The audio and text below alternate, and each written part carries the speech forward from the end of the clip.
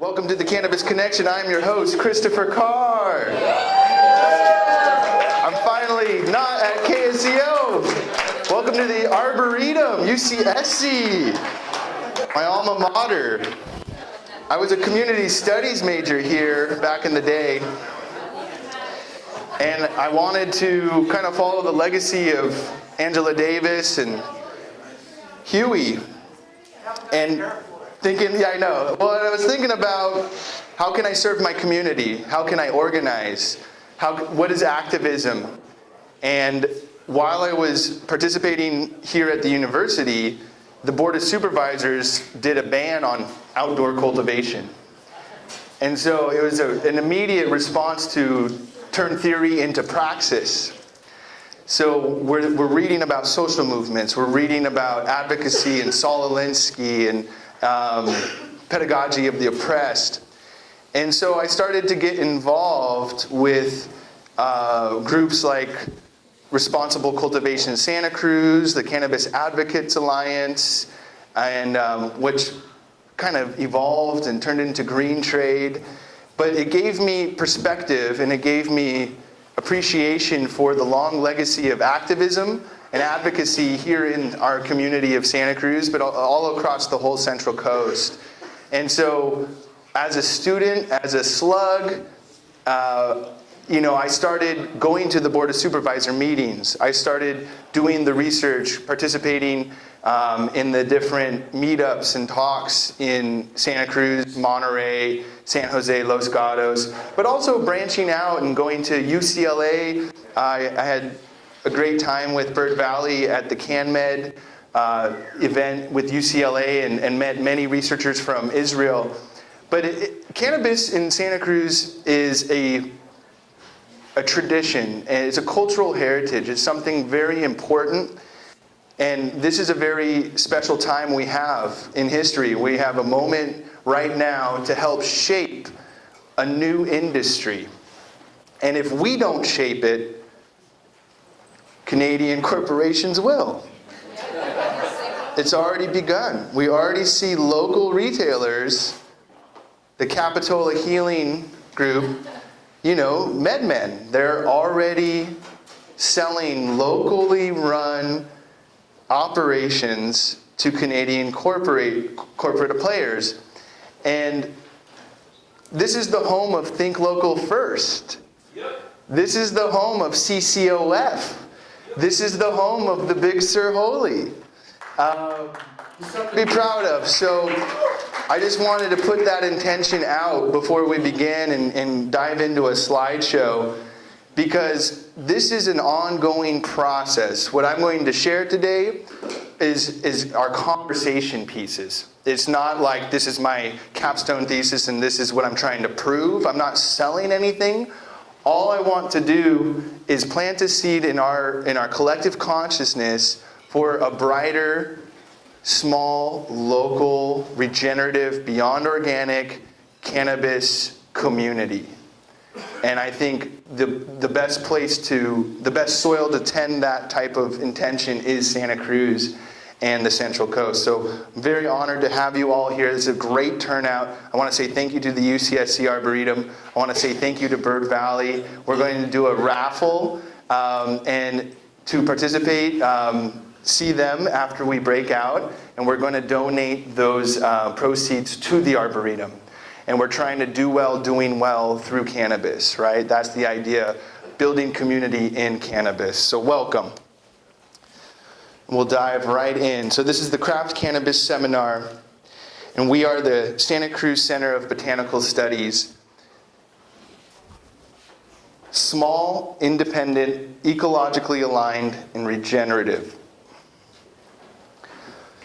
Family farms, the backbone of America, right? All of our founding fathers had a farm, and a lot of them grew cannabis. This is part of, as American as apple pie. And so we're trying to kind of rediscover our roles as stewards of the earth. You never change things by fighting the existing reality. To change something, build a new model that makes the existing model obsolete. Capitalism? How can we change it? All right, so let's dive in. Examples of craft. So we're going to have many themes here, but at a glance, there's a lot of alcohol on this slide. But that's kind of what I'm trying to correlate with grapes. Lava Cap is a family-owned vineyard where I grew up in the Sierra Nevada foothills in Gold Country off of Highway 50. And I grew up skiing and going to school with these kids. And so there's the Jones family. And so this guy here, I was, 12 racing, and he was maybe 8 and was like flying by me down the hill. And now, it's so cool to see them full circle, in their, a lot of the prodigy of the children, they're going to continue to work this vineyard. This is an ongoing, multi-generational business, but it's also a family. And so that's the piece here with cannabis, especially up in Northern California and the Emerald Triangle. You see second generation, third generation. Here, I'm here with my dad, second generation. We're trying to build something that will last beyond our lifetimes. Think about legacy. The key word and theme that I want us to kind of marinate on is stewardship, caring for something that will live well beyond our lifetimes. How can we contribute to the highest good? I think this is the kind of legacy we want to create in this new cannabis paradigm, similar to the Jones family and the Lava Cap vineyard that I grew up with and was riding the bus, and it was a bus stop on my route to school my whole life. I kind of want to see a future of cannabis community similar to the Jones family, that they're their own family vineyard, and they have this livelihood for the next generation and the next generation, and they continue to be recognized as some of the best vintners in California. And then they go to Bordeaux, they go to France, and they're winning ribbons in France just as much. So the same can be applied to the way that we steward cannabis in Santa Cruz County. The way that Bordeaux became Bordeaux, the way that Champagne became Champagne, is the growers started to organize with the winemakers, who started to organize with the Chamber of Commerce, and all the way up to King Louis, right? And they had a world fair, and they invited winemakers from all over the world for 2 weeks in Versailles, and they're just drinking wine, this whole just debaucherous Bacchus celebration. But at the end of that experience, that world fair, they had a book of fine wine. And that book, to this day, is the same book vintners look to. We need a book of fine cannabis. And I think Santa Cruz is the home, right? This is the Bordeaux of craft cannabis.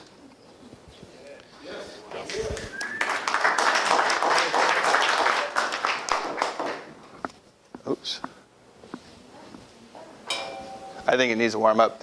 Okay, great. So this is nice. I use this to kind of drive home terroir too, because I'll read it to you. It's a little blurry up there, but the story of Lava Cap. The boulders around you are part of the Lava Cap.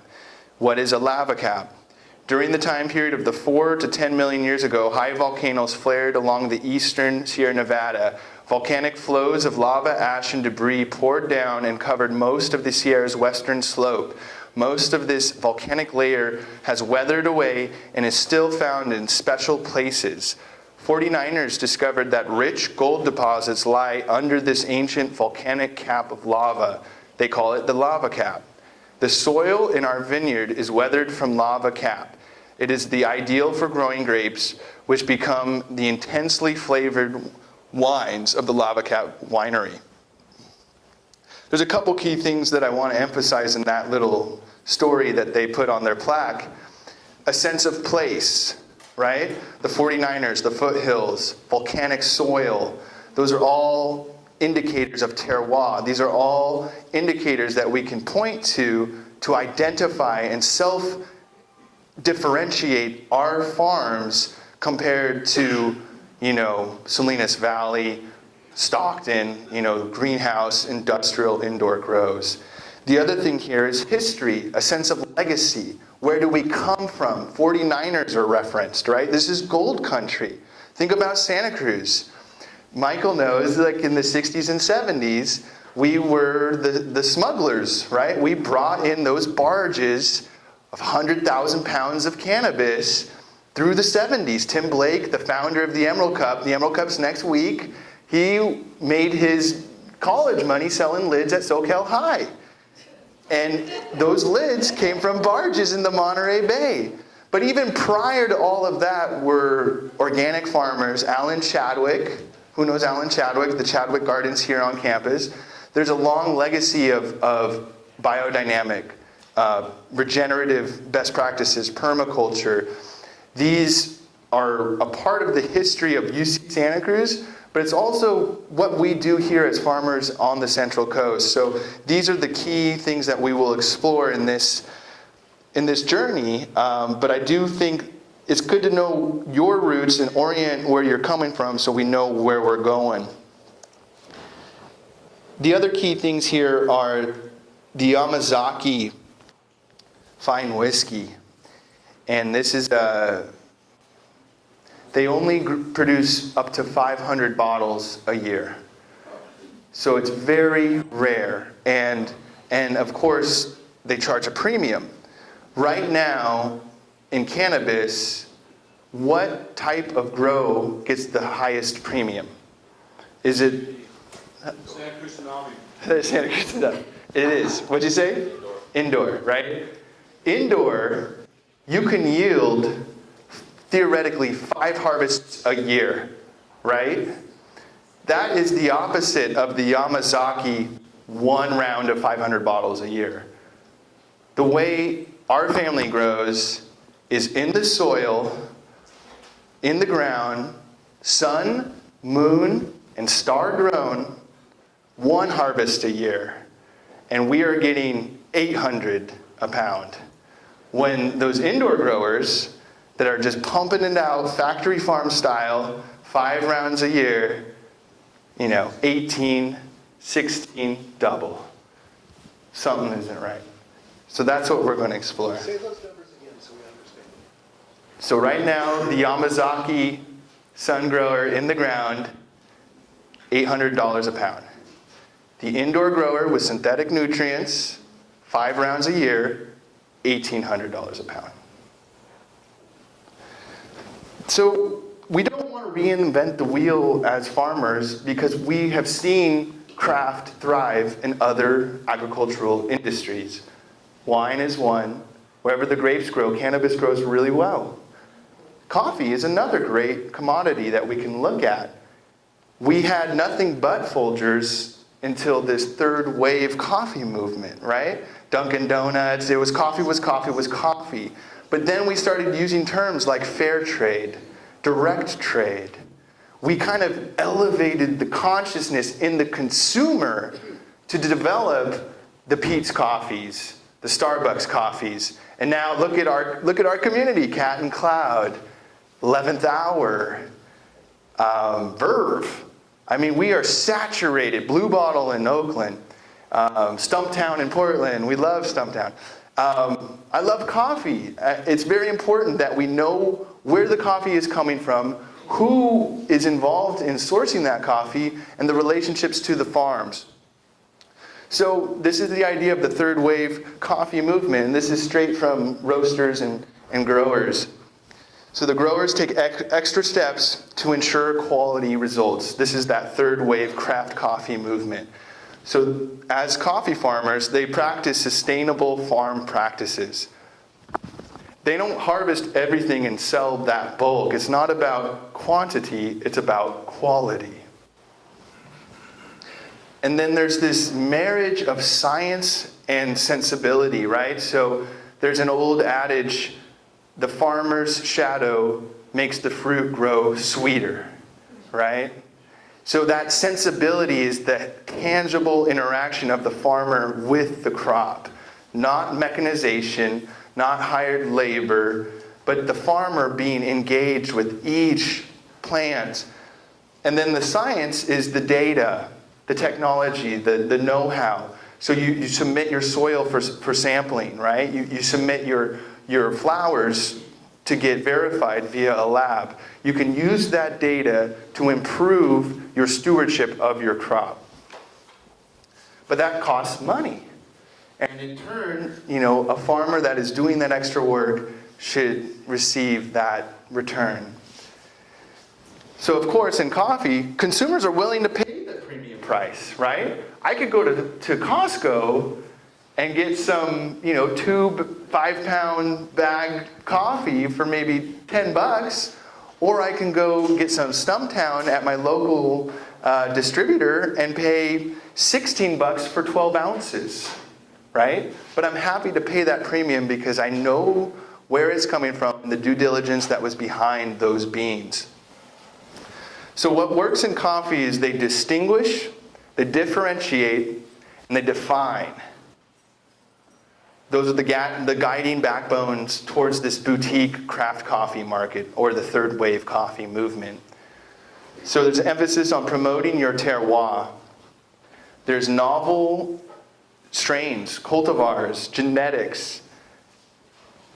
You define your micro regions. So where in Ethiopia? Tell me about the part of Costa Rica it's at. Or in where I grew up, there's Apple Hill, there's Pollock Pines, there's all these different lava cap regions and gold countries. And then defining the methods. Is it, do you dry, in the coffee beans, there's a wet processing, there's a honey processing. And then of course, it's only top shelf, right? We're not blending to get bigger yields, right? No, it's like only the best will make it to market. So that's another emphasis. And so here we have from Patrick Malo, dear friend. He did a talk with the Bay Area News Group talking about this idea of how cannabis regions might look in Santa Cruz County. And so this is where we're at as a community, is we are in this differentiate, define time. So it's going to take a village. That's kind of what this seminar is all about. It's not me, it's not someone else. It's collectively we are like the grape growers back in the days of Bordeaux. So how do we define our different regions? So Pat took a swing at it, and I commend him. It's good, it's a foundation. We can grow from here. So he has his North Coast. He kind of took it kind of similar to the different districts, but I think even in the different numbers, you can have these micro regions within these appellations. So California is establishing rules that guarantee the weed that cannabis consumers buy, and having a specific origin, a place, using specific methods, and then branding that, right? Putting that stamp of approval on. I'm a Happy Valley cultivator. Happy Valley has this unique terroir and this unique micro region. We're up here at the UCSC. So if you look north, that's the North Coast, and then the 4 is the Santa Cruz. And then we have the valley in the San Lorenzo Valley and the Boulder Creek region. We might see some landrace cultivars from the Wham Garden, which would be that San Lorenzo Valley appellation. The summit growers are so beloved. You get a little less fog, you get that high UV intensity. Moving down to the Soquel Hills, that's another beloved region of the Jade Nectar Collective. And then into South County, Corralitos, home of the haze. Right? This is a massive Mount Madonna at Watsonville. And look at that, Rob Ryan, aromas. Woo, represent. You made it on the map. Look at that. I wouldn't have put aromas, but I'm glad it's on there. Pat's got love. It's on the map. So I gotta give a shout out to my dad. So this was in the Bay Area News, talking about appellations, and Go GOG is what we placed in the Santa Cruz Cup. So give thanks to Dad. So we grew it. It was featured in the news. This is an old article, but I was doing my research for all of you, and I said, I got to include the goji. So we brought flowers. So when we break out, Everyone can smell it. You can inspect it. We have a microscope. Marcel is here. Raise your hand, Marcel. There he is, the man. I want to say thank you to Marcel and Jacqueline. Just want to acknowledge all of their hard work. This is a team effort, and they're a great team. So thank you, guys. And thank you, Bodhi Seeds and Goji Oji. We love it. Okay, so let's talk about the values. I think when we have a values system, it serves as a backbone. We all need a backbone. We need this kind of go-to series of values that help us in our decision making and help in our business plans. We're in a very exciting time of building SOPs, advocating for licensing, compliance, LOIs. But if you're just in the hustle and bustle and the rat race without a backbone, it's not going to work, right? Because we could be so much better if we lay out the values from the get-go and stick to them. So here are the values of craft. These are things that I personally want to be held accountable to. Ecologically aligned. So what's best for our farm is best for the land, right? So I'm not going to spray anything that's going to adulterate the native biology of my land. If anything, I'm going to propagate native plant seed that will improve the biology, maybe even feed those wild turkeys that come through and start eating my fan leaves. I'll be like, sweet, they're hungry, they're thirsty. Let's throw out some veg. Let's throw out some clover. Let's throw out some brand new cover crops for them to eat, because I love that native biology. They're the friends, they're the mascots. We're not trying to eradicate, there's no pests in cannabis. Every living thing has a role. We just have to understand, how can I work with them? How can I make their lives better so that it improves the biology of my land? Artisanal. Let's define what is artisanal, right? That means the crafter, the maker, the farmer is involved from the beginning to the end. There's no machine, there's no contractor, there's no outsourcing. That person was there from germination, every step of the way to the end. Maybe even farmer's market style, they were there, right? That's important. Sun-grown. Look at our region. Look where we are, right? This is a botanical research institution that has plants from every continent, except for Antarctica. But that's something special, right? Why would you go inside when everything all over the world thrives here, right? Look at this free energy, solar, the sun, right? Like there's this consistent abundance. So how can we leverage that? How can we harness it? Not work against nature, work with nature. Small. I think that's also needing definition. So let's just say an acre or less, right? That was kind of the implicit language in Prop 64. I don't know what happened with the acre cap, if it's there or not, but for Santa Cruz, we are the second smallest county of the whole state. So if we're building business plans for production, I don't think that's the best strategy for our community. We're not going to outproduce other operators in other areas, like the salad bowl of the world. I don't know if we can outproduce that. What we can do is continue the legacy of our world-class genetics, of our world-class microregions and terroirs of the Santa Cruz Mountains, of Corralitos and South County, and then into these coastal growers on the Central Coast, which includes Santa Cruz, but also our neighbors and our friends in Big Sur, Oliver Bates, the Big Sur Farmers Alliance, keeping those Big Sur holies alive, and the chronic, the grease, the magic, keeping it going. Produced and processed by hand, right? So machine trim, there's a lot of innovation, there's a lot of technology, there's a lot of fun, stimulating things in the green rush. But if we can just hold on, this is kind of a special time where we are the only agricultural operators that can still process things by hand. In a way, that is an art form, it's a gift, it's a privilege. So let's not rush into the mechanization of our existence. It's going to happen no matter what, right? The AI is here. But having the hand connection to the land, to the plant, And of course, the novelty, the goji-ojis, right? The blending of landrace cultivars to different strains that are native to this area or that do very well here, like the hazes, like the different sativa cultivars that just thrive in this coastal region. The big Sirholis, the Zacatecas. And then another key thing is self-reliance.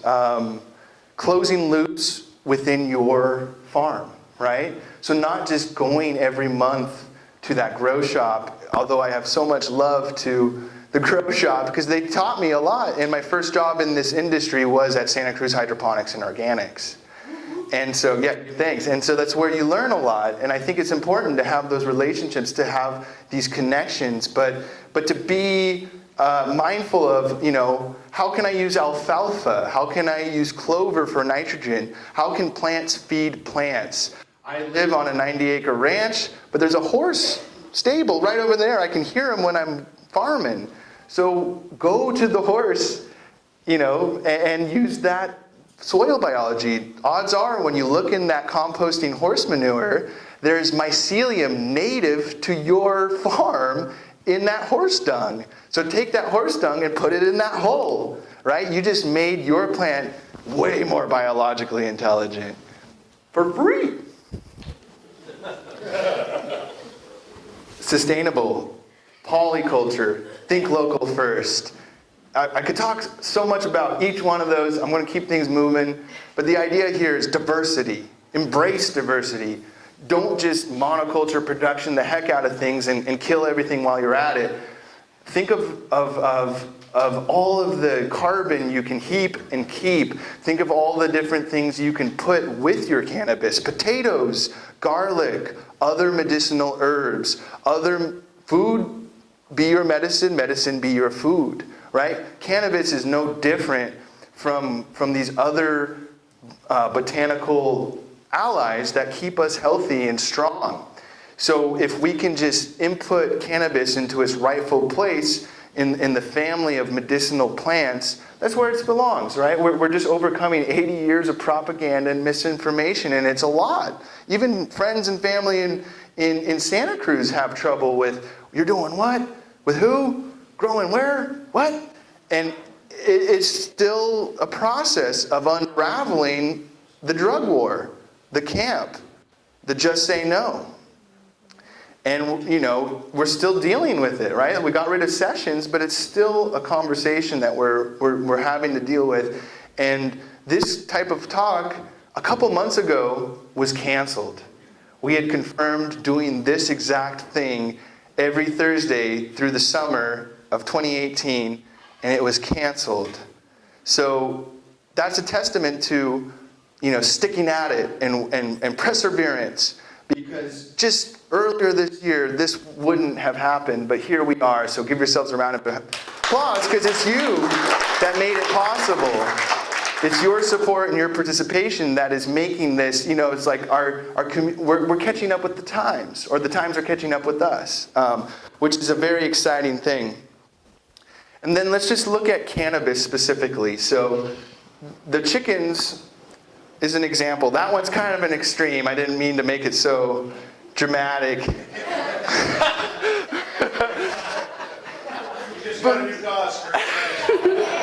But I want to drive it home. I'm trying to drive it home.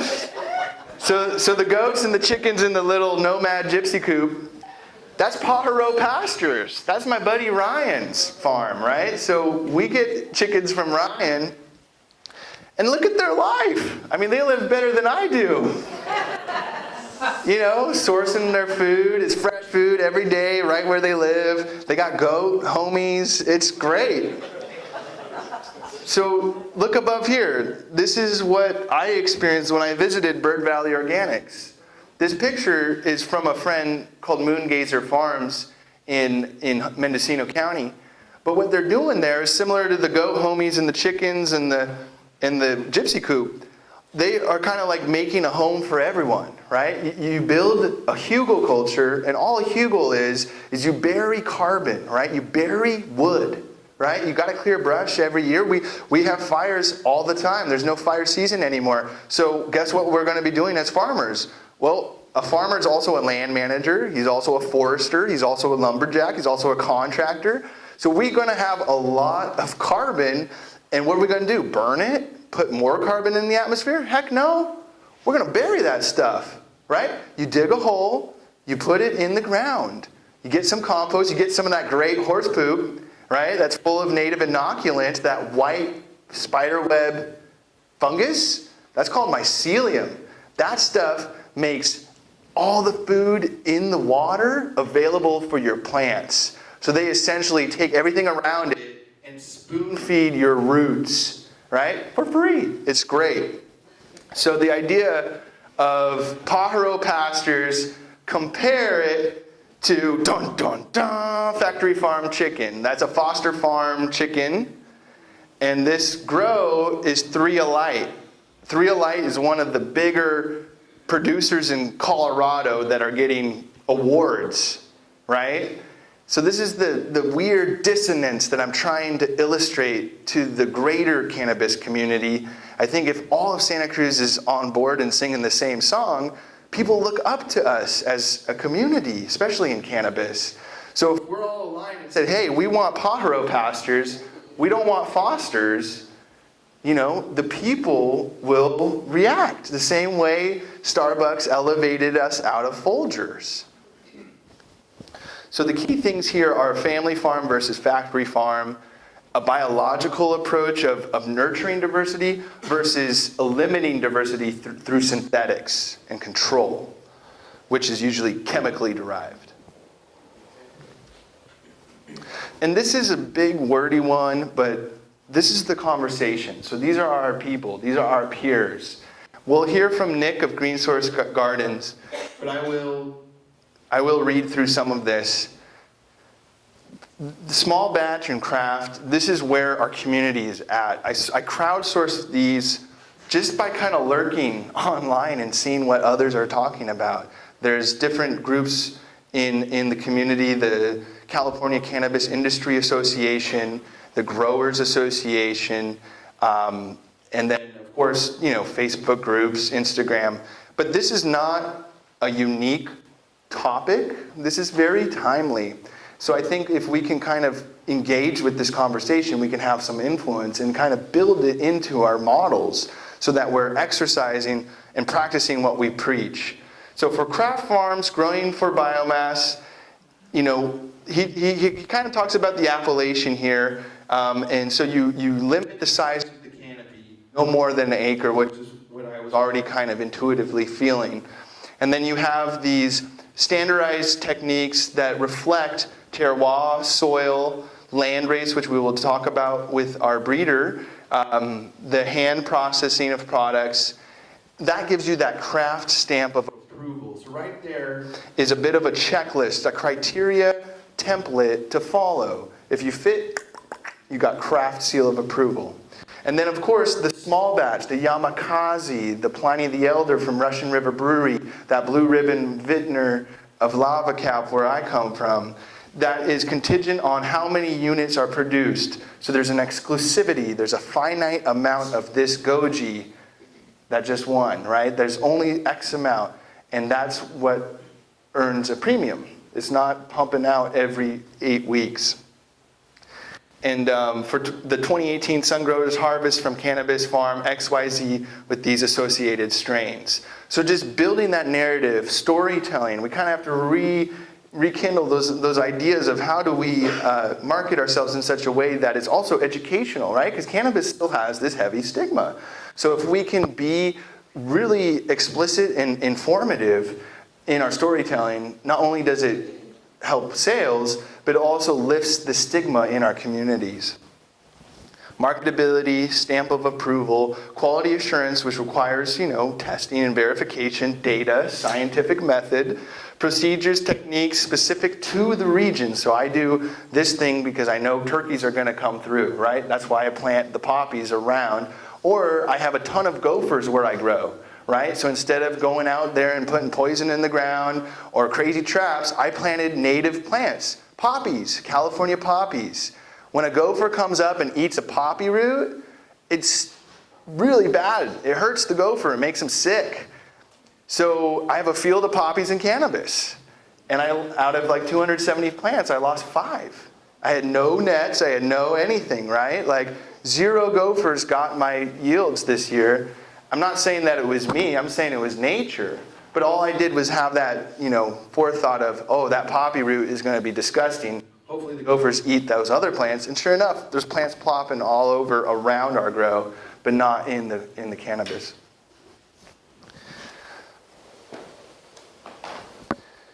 All right, this is fun. Regenerative cannabis. So we have a dear friend, his name's Jesse Dodd. He's a native of Santa Cruz County, but he's known as BioVortex. And he kind of pioneered the Regenerative Cannabis Farm Award at the Emerald Cup. So just before we go into this segment, this is Jesse's ideas. I'm just sharing, I'm just a vehicle. I do this radio show, so I'm privileged to have these conversations. So this is all credit to Jesse and the regenerative farm communities of Northern California. But we have farmers in the house that are following these values, that are doing this work in South County. Give thanks. A regenerative cannabis farm cultivates medicine under the sun in native soil with biology. It works beyond boundaries of the cultivation site. It integrates the surrounding environment and community into the systems that build soil, restore habitat, protect water quality, and encourage mutualistic relationships. That is humans and biophilia, plants, animals, fungus, but it's also B2B, right? It's also the Arboretum. It's also our county, our local government, right? Mutualistic relationships, especially living here in Santa Cruz. There's a lot we can do when we work together. I don't think we can do it without working together. It breeds resilience and collaboration. It celebrates diversity in its soil, plants, and people. It values quality over quantity. It works year-round with the seasons. It is bioregional, heterogeneous, and it is guided by principles and ethics. Remember, our backbone. All right. This is going to be really quiet, but it's like 2 minutes, so we'll just watch this quick thing. I might just talk through it. Good luck growing anything on that serpentine hillside, and that kind of was like a little nerve-wracking at the very beginning.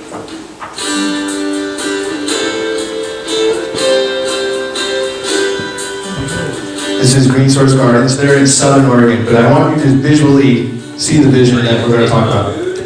We're at Green Source Gardens. We focus on small batch, high-quality, regenerative cannabis.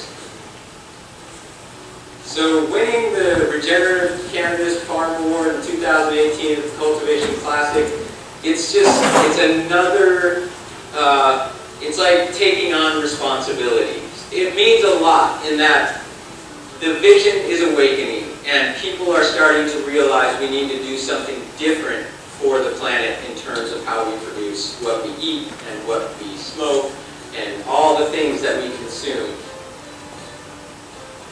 Yeah, so some specific techniques for regenerative farming come in managing the rainfall on your landscape and understanding how to design your system to increase water infiltration. So, that could be hugelculture, that could be the idea of bioswales.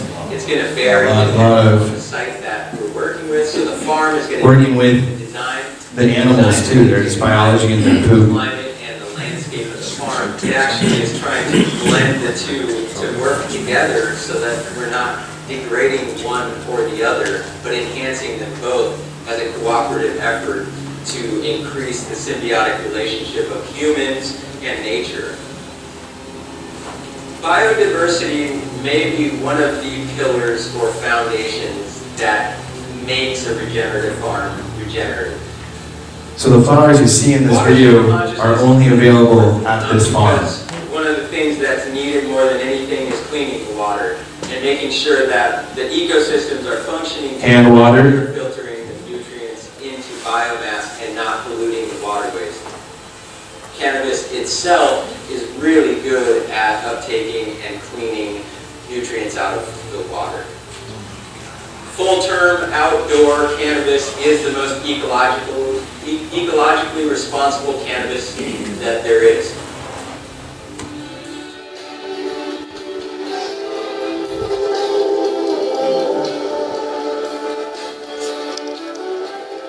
Cool.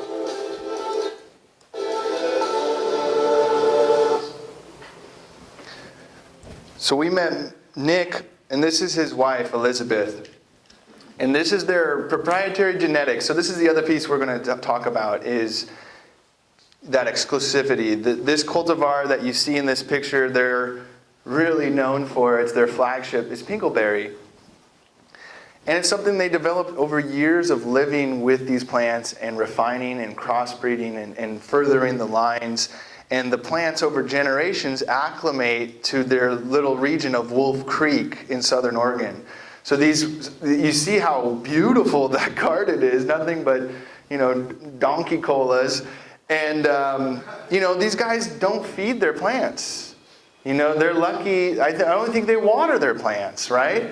The water is coming from the hugelkultur that they build. They build these mounds that retain water, so when it does rain, it becomes so saturated that in essence, they're dry farming in these mounds, and it's just nature.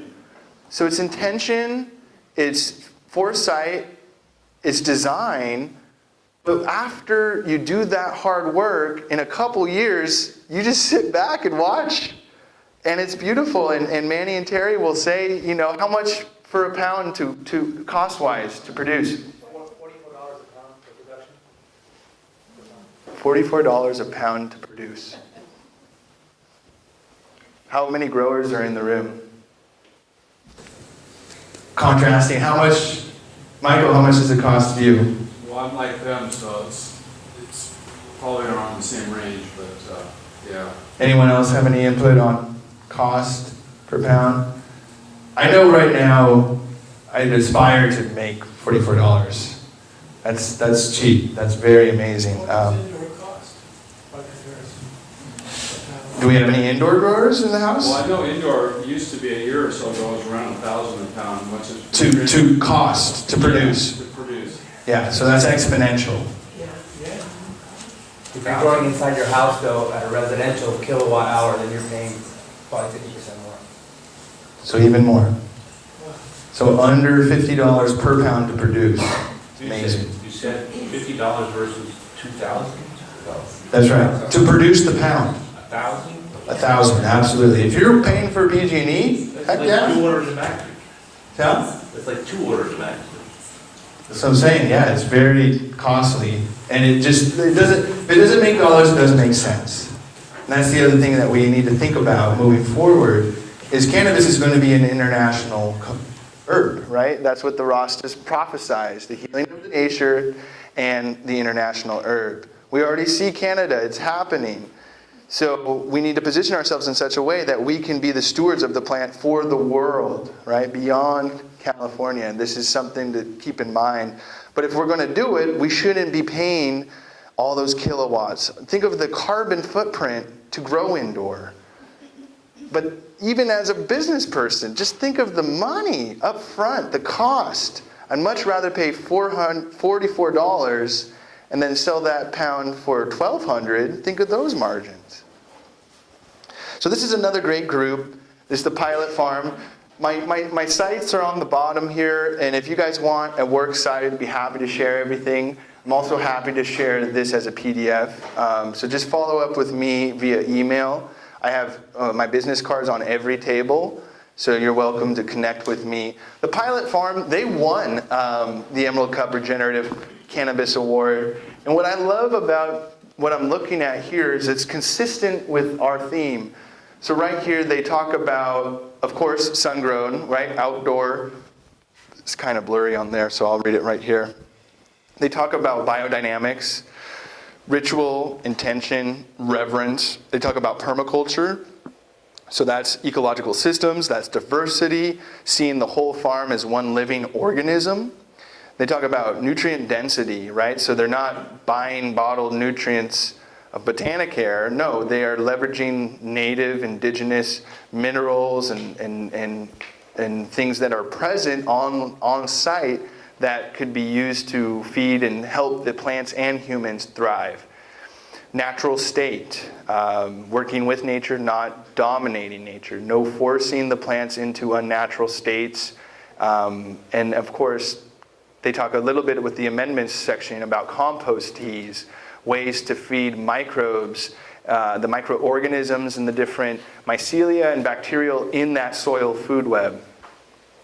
They talk about their terroir, the location outside Ashland, 3,800 to 45 elevation. So you have an emphasis on UV and sun. They talk about soil, the steep canyon, the minerally rich boulders and abundance. It's just like poetry for a farmer. I'm starting to salivate. Okay, moving on. So we have their whole SOP too a bit, you know. So in the spring they do it from seed, right? These aren't clones. There's no rooting hormones, right? Every seed is a prayer. Every seed is unique. I'm one seed. I'm my own phenotype. My brother, totally different phenotype. That's kind of the beauty of going from seed. It's all a prayer. They plant direct in the soil. The plants mature on their own time. They prune in the summer, and they do these selective breeding projects. So that, again, these are novel genetics unique to the farm, kind of like that Pinot, kind of like Bordeaux from Bordeaux. They have a hand individual harvest. Each flower is individually harvested, and they do cure. That's the other thing that we're missing as a community is the time to cure. There's an art and science to curing cannabis. I don't think people do it. Not the stuff I buy at the dispensary, unfortunately. And then again, trimming.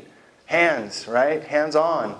Hand-trimmed A-grade with artisanal eyes. They trim in-house. Very cool. Moving on. Water. California, you know, we're the land of wildfires. So, you know, let's think about how can we become stewards of the water, of our watersheds. Catchment, rainwater catchment. There's a local nonprofit, Gravity Water. Guess what? Gravity Water, they build wells in Vietnam, in Nepal. It's a local, amazing man, Danny Wright. My age, I know his sister, Lori Wright, was the compassion director at Kind Peoples, and I inherited that program before they got rid of it, which is why I left. But Danny Wright essentially is it's a very large rainwater catchment system. He goes to places in Nepal or Vietnam where they're very strapped on resources, and then when it rains, he plumbs all the gutters of all the square footage of every building he can get his hands on, and builds these. Essentially, the pipes go to reservoirs, and then the reservoirs go to another reservoir using gravity to filter, right? So gravity will purify all the water coming off the roofs, and then they have a big reservoir where the kids play soccer and a little, you know, valve, and everyone drinks. And it's all very pure, great water. So if we can take that gravity water model and bring this to every farm in Santa Cruz County, boom, we just had a free, 5,000, 10,000, 100,000 gallons. As much as you want to store, nature will provide. Or you could just dig a hole, make a pond. So there's all these interesting ideas that are happening right here in Santa Cruz that we can leverage. And retention plants too. Just ways to use biology or compost or even native plants. I hate pampas grass, right? It's so invasive. It's so gnarly. Scotch broom, holy cow. But you can cut that stuff up and make a swale, right? And when it does rain, it'll flow downhill because my farm is on a crazy slope, very steep.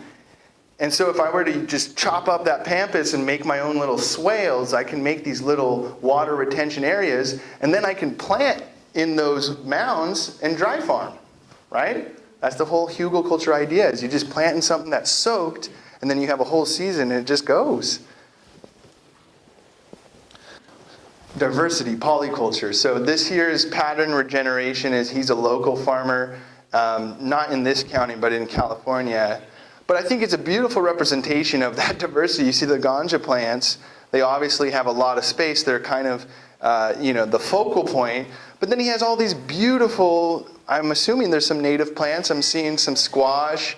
The three sisters are emphasized here. Who knows what the three sisters are? Only a couple, yeah. It's an indigenous practice. It's the oldest trick in the book of polyculture, so we'll zoom in on them. It's so hard to read. For millennia, corn, bean, and squash have been grown together. Corn sprouts first, followed by the bean that climbs and spirals around to support of the tall and fast-growing sister. In return, the bean assists in replenishing the soil nutrition by employing the help of nitrogen-fixing bacteria who are housed in protective root nodules. Squash then sprouts last, growing low while fanning out round leaves, protecting the living soil and roots of her sisters. Together, they provide a complete protein-rich nutrition for the human, right? So those three together, they feed each other, but if you eat corn, bean, and squash, you have a complete protein regimen from plants. That's what our ancestors used. That's the Ohlone. This is Ohlone land. My mother's side, Yicarria Apache Nation, right? We're not recreating the wheel here. We're just rediscovering ourselves, rediscovering our true nature of stewards of the earth. Terroir. There's a lot of words on this slide, so we'll just kind of get down to it. So the French use this term. It's used to include wine, coffee, tobacco, chocolate, chili peppers, hops, agave, tomatoes, maple syrup, tea, and then they included cannabis. So terroir is literally, by definition, for cannabis. Who's using terroir right now in cannabis marketing? Right? Can you point to someone talking about their appellation to their terroir? I don't know. Maybe, not many. Everyone should. So that's kind of the point of it right now, is we're trying to push this terroir narrative. I think it's important because if we don't define our regions, if we don't define our appellations, the CDFA gave us the agency, the sovereignty to self-identify and to distinguish ourselves. And I think collectively as Santa Cruz, that's a very important next action. Because then, instead of just pushing you and your product, if we push Santa Cruz, if we push Happy Valley, the Soquel Hills, the San Lorenzo Valley, we can look back at the Patrick Malo map and just be like, this is going to elevate with the rising tide, all boats rise. So it's a much more symbiotic approach to marketing. And it informs the consumer that can get excited and develop a more sophisticated cannabis culture. Closing loops. So the idea here is resource and skill sharing within the community. How can we complement one another? How can we work in such a way that the media or the different skill sets can serve, again, this bigger vision, not just Grateful Gardens or Smiley Genetics, but how can I serve Santa Cruz? And in return, how can Santa Cruz be a part of elevating what we're doing as the Carr family? Sustainable energy use. How can we use the sun, to heat, we have friends here of Bloom Distillation and Whiskey Hill Farms. They're very, very innovative in CO2. They harvest the CO2 in their distillation processes and then pump it in the greenhouse, right? So they're closing a loop there. So letting that CO2 go, that's one way of doing it, but you can also, pressurize it and have liquid CO2, or you can pump it through irrigation pipes and then feed all the plants, because guess what plants breathe? CO2, right? It's a beautiful loop, it's closed. Gravity-fed water irrigation, we talked about gravity water, so give thanks to Danny Wright. No-till, this is a big thing. Why destroy your topsoil every season? Right? There's biology living there. There's microbes, there's mycelium, there's this whole food web that is thriving. So similar to the Grateful Gardens, you see he's not out there with a rototiller. He's out there just taking what he needs and letting nature continue her process. On-site composting systems. So rather than make a burn pile, although biochar I think is included here, so maybe that's not a good example, but to compost locally is free nutrients, right? That's free biology for your grow to improve the terpene profiles. I mean, if you compost different things, you'll notice things will taste a little different in your flagship cultivars, right? Oh, the pinkleberry was extra sweet. Well, it's because I composted a bunch of apples from down the road, Boa Vista Orchards. Nice. Or this was super earthy and chronic. Oh yeah, it's that llama's poop. Yeah, it's pretty killer. Biochar. So this is like the primo Ritz-Carlton for your microbial and mycelium and bacterial little beasties, right? They're your best employees. Think about worms, vermicompost, right? They never sleep, they never stop working, and whatever you give them, they'll just give you 10 times back. That's kind of the relationship with cannabis too. So leverage these natural microbes, these natural beasties that want to thrive and work for you, and just make a nice home so that they all want to invite their buddies over. On-site food system, so the plants feeding plants, right? Red clover, cover crop. I think the Three Sisters is the great example to drive it home, right? The corn provides the structure, the beans feed the corn, and then the squash is that low-hanging leaves that kind of cover the soil and keep everyone healthy and happy throughout the whole cycle. And in return, the humans receive a protein-rich, balanced meal. Breeding programs that promote bioregional resilient species beyond phenotypes. So here's a great quote from Michael Pollan. I think breeding is a really big part of this, and that's why we're going to have a great interview with one of my favorite breeders. But seeds have the power to preserve species, to enhance cultural as well as genetic diversity, to counter economic monopoly, and to check the advance of conformity on all its many fronts. Michael Pollan, Botany of Desire, also How to Change Your Mind. He's done a lot for our community and for the psychedelic research endeavor, which is another interesting conversation happening right now in this moment in history. This picture is of my farm. This is a special strain that I developed over years in Santa Cruz. Maria, the managing editor at the Good Times, came and saw the farm, and we took this picture at sunset. And what this is it has the Big Sur Holy Weed line in it with a haze. So I call it the Big Sur Smoothie, because it is like the mashup of all of these lovely flavors, a taste of Santa Cruz, grown in native soil in Happy Valley. And if you look through that tree line, you can see the ocean. So that for me is what I want, right? I want to go to a dispensary and find something like that on the shelf. Good luck, I know. And then, of course, this is from BioVortex, my friend Jesse. You know, this is the kind of soil I'd love to see, right? This is an example of his soil.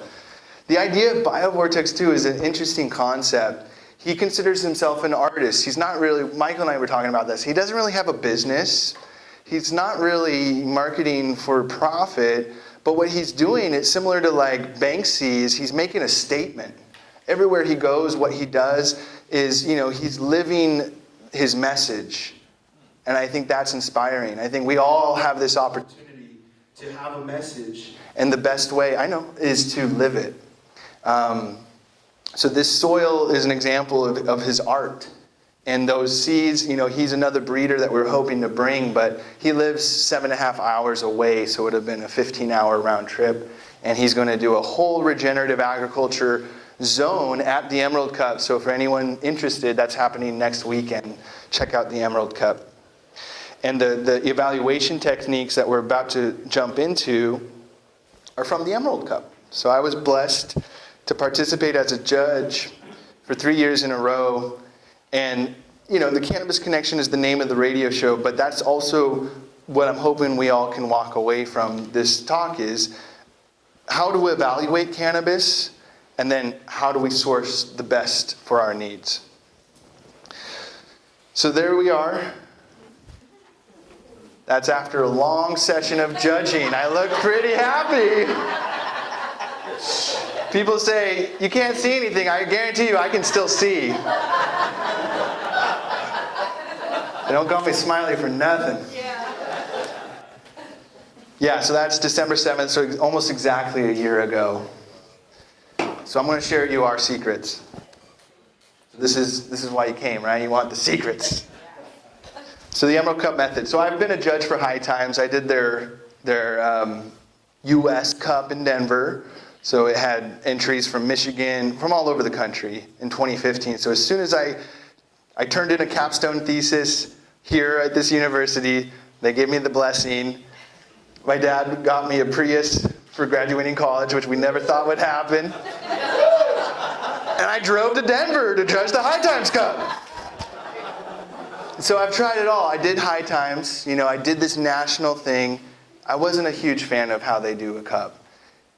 SC Cup, I love. This is my home. But I think the Emerald Cup is the upper echelon of cups. And I think the cup is an interesting approach. I think we need community gatherings. We need festivals. We need a culture fest, right? I don't like the competition piece because it's just such an ego, let's, flex in front of everybody. I don't think that's the best way. I don't think the plant wants that. I think think of the plant, the circle, bringing people together. It's all about community. So we need these culture fests. So I just want to plant a seed there. But this is our template. Like you can see, I did the scanner at the UC McHenry Library, and it worked. But it's just it's straight up from my notebook. But it's kind of funny because I was laughing. I didn't do this deliberately, but the Emerald Cup, they had 673 entries and 12 judges. So you can see here, I was very poetic. Floral berry burst through cream cheese, spread mixed with blueberry and a lullaberry jam. Light icy green with slight blue frost, contrasting with red hairs subtly combed through resinous nodes. And then a flower later, banana OG.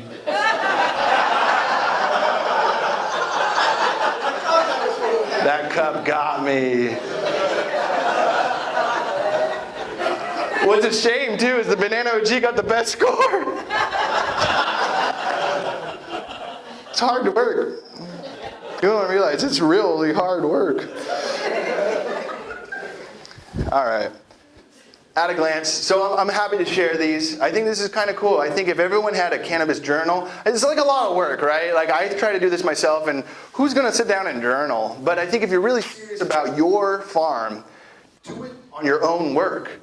And put your work through the test. If I was to judge my goji or the Purple Pineapple Express here or the Black Triangle, I would be rigorous, and I think it'd be humbling. I'm kind of curious. I'd like to do this. So I'm not perfect. I haven't done it on myself, but I think this at least gives you a system, a numerical template that will give you a score, and it'll be very clear, right? Because if I give you 3 flowers, how do you justify which one's better than the other, right? Well, at least here we have a model, right? And I was talking with our friends, with our sponsors. We need data. We need science. We can't just talk anecdotally forever because no one will take us seriously. It's all about the data, the numbers. So this provides that. It's rough. It's 2017. It's already antiquated. 1 year in cannabis is like 5 years in any other industry, right? So if this is 2017, this is ancient. But at least at a glance, you can see, who is the person, what batch is it, and then you go down the line. So the cure, 1 to 5, trim, 1 to 5, fragrance, color. So that's just the overall color of the flower, and then we get into the actual trichomes, the spectrum of ripeness of the resin, and the leaves, and then of course flavor, aftertaste, the color of the ash, which a lot of people don't pay attention to. But I was at the SC Cups last night, and I was trying people's stuff, and can I ash it? And I'd look in my hand, ooh, that was rough, that was pretty dark. Ooh, that's white. What strain is that? Because you want the white ash. And the efficacy, so it's weighted. So the feeling is what gets the most points. But it's kind of split into 2. So you do 1 to 5 for your head, and that's kind of, that's your call, and then 1 to 5 on your body. So we'll go through each one quickly. I know we're coming up on it. Cure. I mean, come on. Curing is kind of implied, but I think we need to talk about it because I don't see many great farms doing it.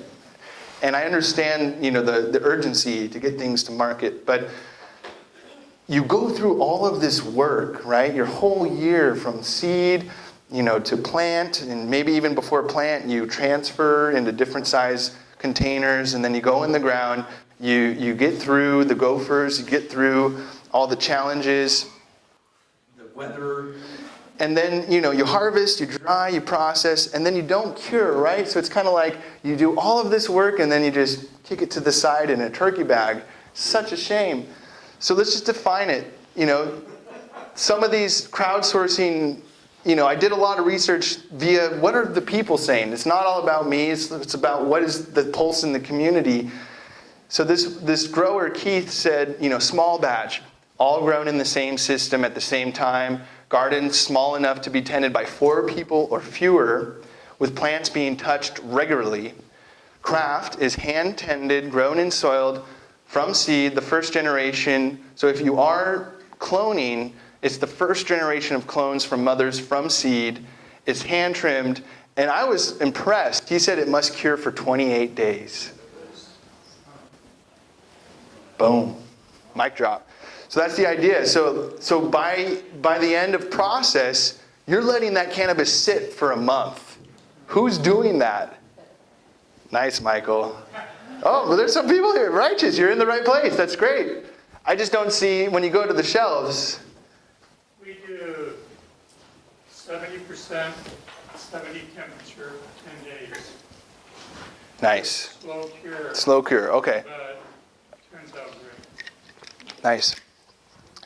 I think, and this is the piece here of your proprietary process, I think everyone should, as long as you're curing, that's craft, right?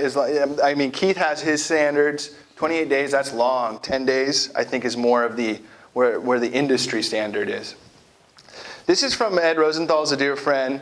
So these are these special Myron glass bottles. So this is interesting, like in the gold rush, it was the pick sellers and the shovel sellers that really made their fortunes, and the miners were the poor guys. Well, it's interesting because, like, in our space, it is these innovators of the packaging, but this is a very good example of a nice innovation that it has the sophistication to read the temperature inside the package and then of the relative humidity. I think that's a great way to kind of cure in your packaging. Very expensive, but I think it's a nice concept. And then, of course, time for Ed Rosenthal was 10 to 30 days. So you kind of set the parameter, and then Keith kind of did the other end. So very good. Thank you so much. And there's my citation is Ed Rosenthal, Guru of Ganja. He wrote a whole book about harvest, too. So if you're interested in some of these topics, there's a book about it. So we're just kind of scratching the surface. Trim. We know a lot about trimming. I'm sure we've all done our fair share. More crowdsourced sentiment from Condor Grown is another farm. Craft has to be special. It needs to be unique, proud. Maybe trimmed solely by the farmer on the farm with the help of family and friends, not machine trimmed. So wet trimming is one technique. You take away the really wet stuff prior to hanging. Most people do the dry trim, which is pictured here with the gloves, and it's hygienic, and they're kind of doing it as a crew. The de-leafing is part of the process as the senescence is happening, as the plant is finishing. You can kind of start taking the leaves off. That 3-alight picture, the Foster Farms chickens, schwazzing is an extreme de-leafing technique. Some people have great results. It's not my personal style. Again, I think the hand trim is still the craft. It's the top. Swazzing is an extreme de-leafing to the point where there's nothing. So you rip them bare, and in the flower phase, some will say that it boosts yields. I think it's a little too aggressive. It's not really how nature intended it, but it is a technique of trim. Okay, nose. This is one of my favorites. I did a whole seminar just on terpenes, so I'll kind of, some of you may have been there, but we'll get into it. Follow your nose. if the flower does not have a noticeable fragrance, it's a deal breaker right off the bat, right? If it smells like wet hay or cut grass, oof, no go, right? No cure. That's very evident. That farmer just did all the hard work and then kicked it in a turkey bag and brought it to market. So there's a lot that needs to be in your first interaction when you're at the point of sale. If you're sourcing quality for yourself or for a friend or for a family member, the nose knows you need to have a strong terpene profile. Your body will guide you, right? You will involuntarily react to what you need, right? Similar to food, you know, your eyes widen, your mouth starts to salivate because you're craving something that's going to complement your biochemistry. Similar to lovers, you know, that morning breath, there's something about it. I don't know, but I love it, you know, and there's something in there that complements our needs. Cannabis is like that. Oh, it smells like cat piss, but I want it. And that's a strain. I'm not just being vulgar. Terpenes are complicated. You know, there's these very, very delicate monoterpenes that are like, you know, they're like the most beautiful snowflakes on a Christmas tree, but once you shake that tree, boom, they're gone. Then you have these heavier, stronger, more large, complex sesquiterpenes. That's why, like Jack Hare or Trainwreck, sometimes when you cross it, due to the sesquiterpene profile, they call it strain wreck, right? So I might have this rare Thai, but if I cross it to Trainwreck, now that unique kind of composting fruit smell, it all smells like pine, right? Because the sesquiterpenes dominate the terpene profile of those rare monoterpenes. Terpenes serve ecological roles, so they're kind of like these insecticidal phytocannabinoid acids that are synergetic and help with the defense of the flower, right? So like praying mantis or a mite might get up in that terpene resin and be like, whoa, this is way too lemony, I'm out. But they also have a synergic role, a symbiotic role in our human physiology, which we will discuss. That is, the terpenes allow the cannabinoids to actually pass the blood-brain barrier, right? So if you smoke cannabis that is 30% and has no smell, it won't feel as strong as something that's maybe 12% that smells like delicious grapes or blueberries, right? And that's the idea here, is that the terpene profiles, even though there's less cannabinoids, it's going to feel like a ton of bricks because everything is getting through. I always harvest really early in the morning, and I found an image. Me and my dad always like, oh, really? We got to get up at 5? We got to get, you know, oh, man, I just want to get this done, you know? Or we harvest to a point, and I'm like, that's it. It's 10 a.m. We got to go win. He's like, no, we're just hitting our stride. But this is the thing. Your terpene concentrations, so right at dawn, boom, we are at that magic number. But once you start going into the day, you're losing lots of terpenes. So if you harvest afternoon, you're only harvesting like a third of the terpenes in your flower. Bummer. So the idea is to get up at 5, start chopping, so when you're tired, you're hitting your max. How about doing it at night, Chris? Well, dawn is the magic hour, so you do it, because even at night, it's still low. They replenish in the cool. The thing about terpenes is at 74 degrees Fahrenheit, they start to dissipate. The most delicate monoterpenes are gone once you hit 74 degrees. So night is a good time for it to replenish. And right before dawn, they're at 100%. So that's why you got to wait early hours being a farmer, right? You got your headlamp. That's right. It's a good headlamp's a good Christmas gift or stocking stuffer for any farmer. Tell you what, or green ones too. So the color of the flower and the resin. So this is a key thing here because, you know, I have some great examples of old cannabis too to show, and we're kind of needing to wrap up, so I'll fly through this. But the flowers will oxidize over time. And that's an oxidation process. It ages the phyto compounds. So like a banana is the example. It's really accessible because if you let a banana sit, it turns brown, right? That's what cannabis is similar, right? But cannabis, we're not growing flower because flower is just a, it's a botanical carrier of the most cosmic crop in the universe, which is cannabis resin, right? We grow resin. That's our whole thing. So the resin has its own green banana, yellow banana, brown banana process. I call it the spectrum of ripeness. So let's go into it here. So most people, once they see resin, they're like, oh, I'm ready to chop. But it's very green, right? It's like, oh, I'm going to eat nothing but green bananas. Great. And, you might feel something. It's more stimulating and it's lighter. It's more euphoric. But there was a lot of, potential that didn't happen, right? So it's kind of a shame. It's kind of like doing all this work and then eating green bananas. So you want to see resin like this opaque, milky, mature trichome. There are enzymes, there's a process here.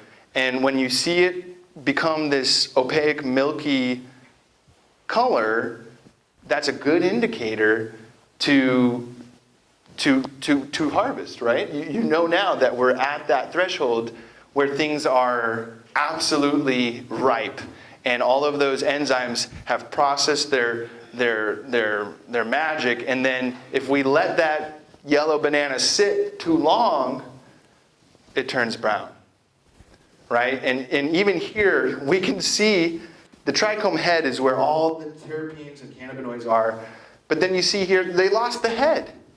So if you wait too long, it's just as bad as eating green bananas, right? Because it either never came to fruition, or you waited so long that it just rotted away and is gone.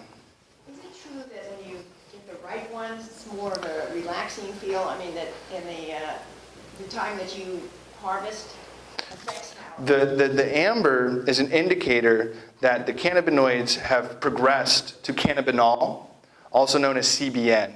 Cannabinol is the brown banana cannabinoid, right? So if you are a patient suffering from insomnia, you want brown bananas all night. But most people want a ripe banana. So if you let it sit too long, it'll oxidize and degrade to CBN. But CBN is very relaxing. It's very helpful. It has a medicinal purpose.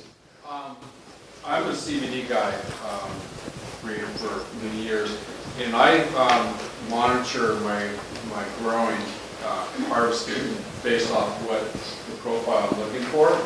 And I'm finding if I harvest at the right stage, my THC is higher, but if I wait another couple of weeks, depending on the weather, I'll get a better CBD and CBG. So you harvest later? Yes. Interesting. I'm looking for more like a medicine than for the smoking. No, of course. So that's one thing I'm talking about. It's a really good point. I know hemp growers actually deliberately harvest early because to harvest in that green banana phase, those THC enzymes have yet to make the THC, so it's safer to harvest early because your test results will be nothing but CBD. You'll be below the 0.03 THC threshold. So it's a technique, and I don't want to get into too many rabbit holes, but I love it.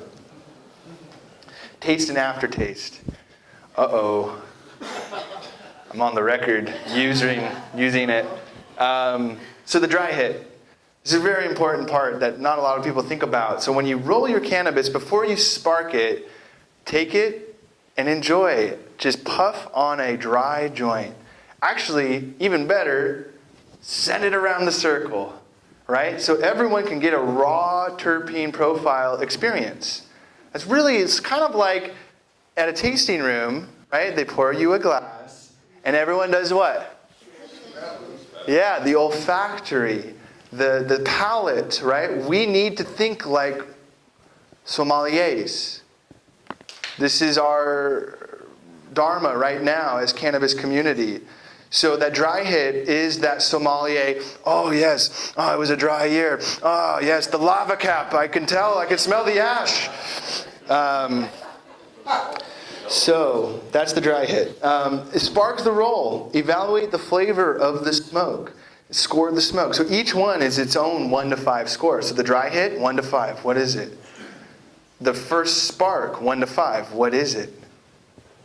Smack your lips, sit back, evaluate aftertaste. So on the exhale, give it a smack because it kind of gives the olfactory in the back of your tongue and the whole physiology of your mouth is now activated. What do you smell? If it's nothing but ash, it's not a great aftertaste. But once in a while, on a Kush, you got coffee.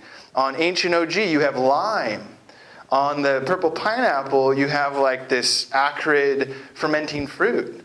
On the goji, I've heard, wet blow, like crazy aftertaste. I was like, what, cocaine? That's crazy. But that was the aftertaste. And if it's noticeable, that's what we're looking for. It doesn't matter what it tastes like. It's just a profound, striking aftertaste. 1 to 5 there. The goal is a clear articulation of the comparison of the familiar smells, flavors, and foods. So that was essentially that example I just crafted. And then again, the white ash is so important. If it doesn't have white ash, it's not craft. It's not natural, right? If it's burning, I know some cultivars and different waxes can be present in different varieties of cannabis, but it's just something to be mindful of. Look for that white ash.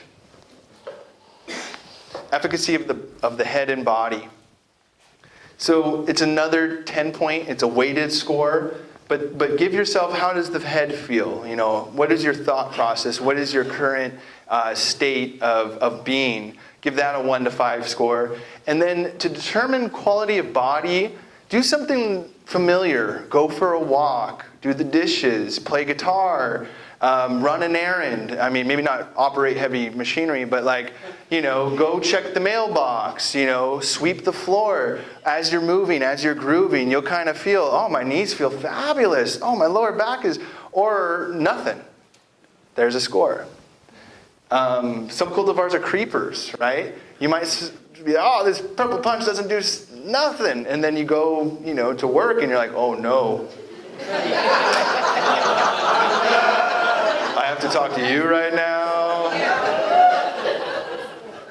So give yourself 15 minutes to an hour before you judge something, right?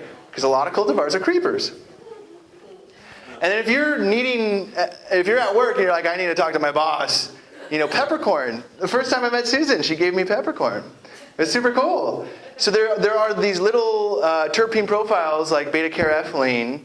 Or is it beta-carotene? Yes, that's right. Beta-carotene is the terpene of pepper. And it's in cannabis, but it kind of brings you out of intoxication. So this is that essential oil entourage effect power of terpenes. So you can use either a terpene in peppercorn to bring yourself out of an intoxicated state, or cannabidiol, CBD, which I'm sure Michael knows, is a really great remedy to over-intoxication with THC. I want to say this, give thanks to Dennis Perone. We have Amy Casey, a dear friend of Dennis, in the house.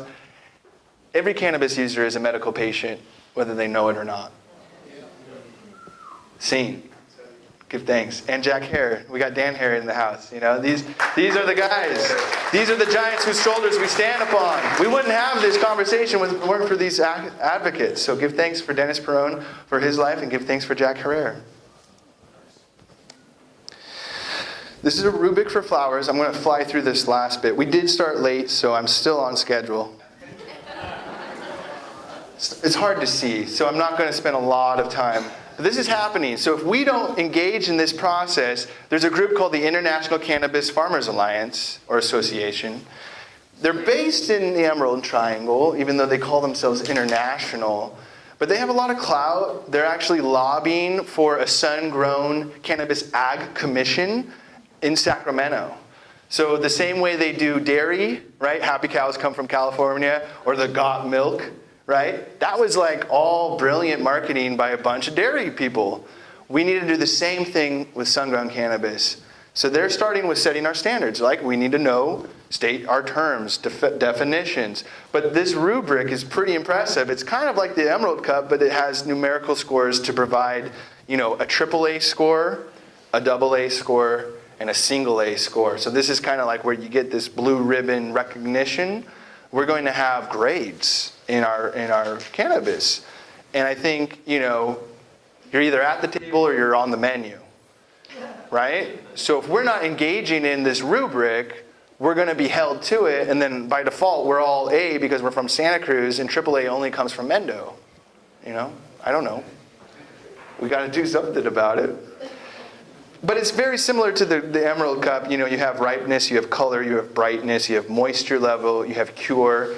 So it's not just the Emerald Cup for fun. This is like our businesses will depend on how did you cure? How did you harvest? How did you process? Hand trim is on here. It's all relevant.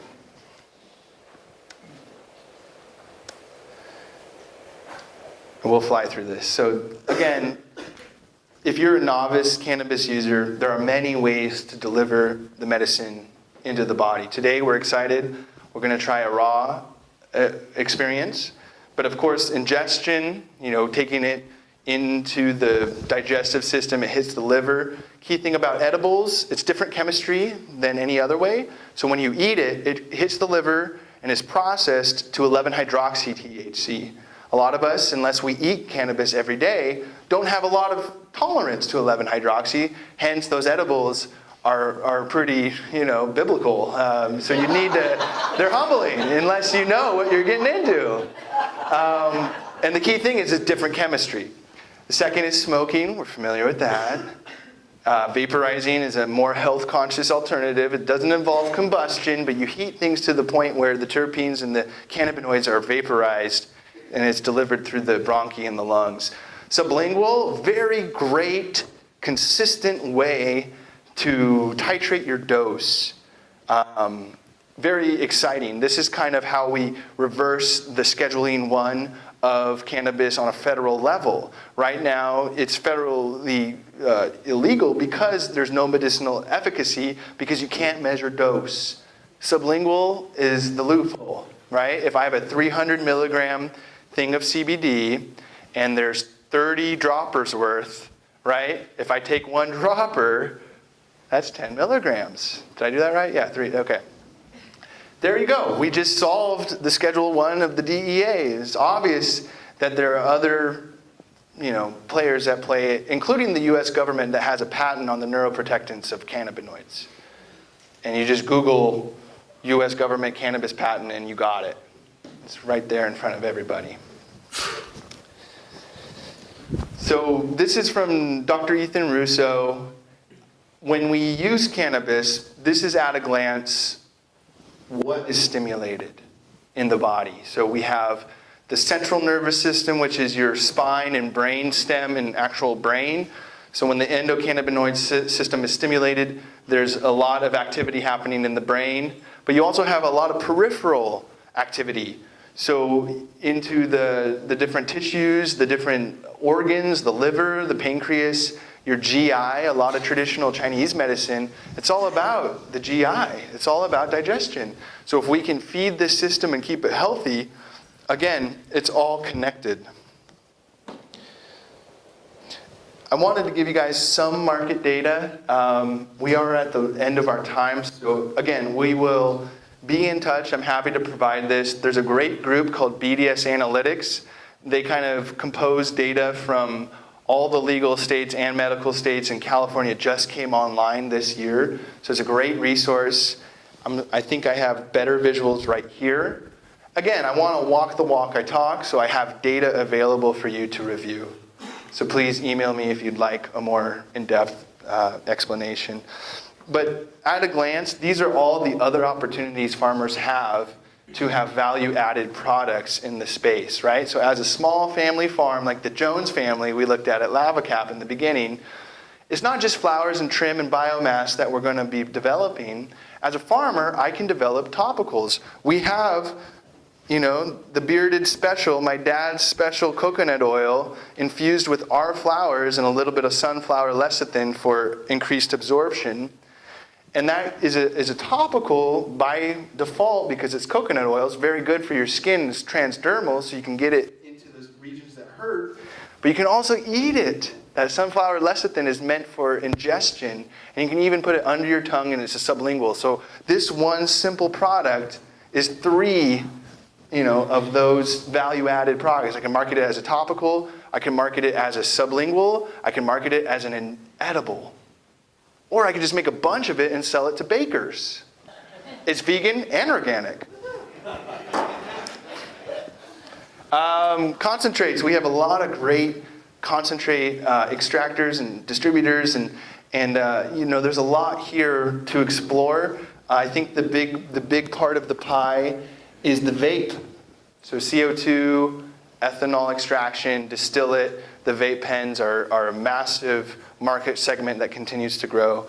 But then you also have other things like the BHO, the shatters, the waxes, live resins, oils, and that good old-fashioned hashish, which I am a big fan, and I brought some hashish. And this is from my hashishin friend, Frenchy Cannoli, 100% ooh la la. So, I almost put a French accent on that. I was like, nah. But this is a nice example. So if you're curious about concentrate, I mean, there's the most rootsy, Hindu guru charas, right? The Babajis and the different Shiva worshippers in India and the river Ganges. The ganja grows wild, and they just rub it, right? There's actually this technique of charas of take off your clothes and run in the field and get that resin on your body and then rub yourself on the plant. And that's called charas. It's a hash. It's very sacred. But then there's the Morocco, the dry sieve, right? You have fields in the Kush mountains of cannabis growing, and you have your uncle and your grandma, and they're banging plants on a sieve and collecting the resin, which is a dry sift, and they press it and make hash, and that's that Moroccan top shelf. And then of course with Frenchy, he's more of the ice water sieve, which is considered bubble hashish. I have some to show, see me after. And then you get into the solvent realm of extraction, which is you're using the dried resin or a live resin, a fresh frozen. You can use a non-solvent and press a flower, and the oils will come out, and that is rosin.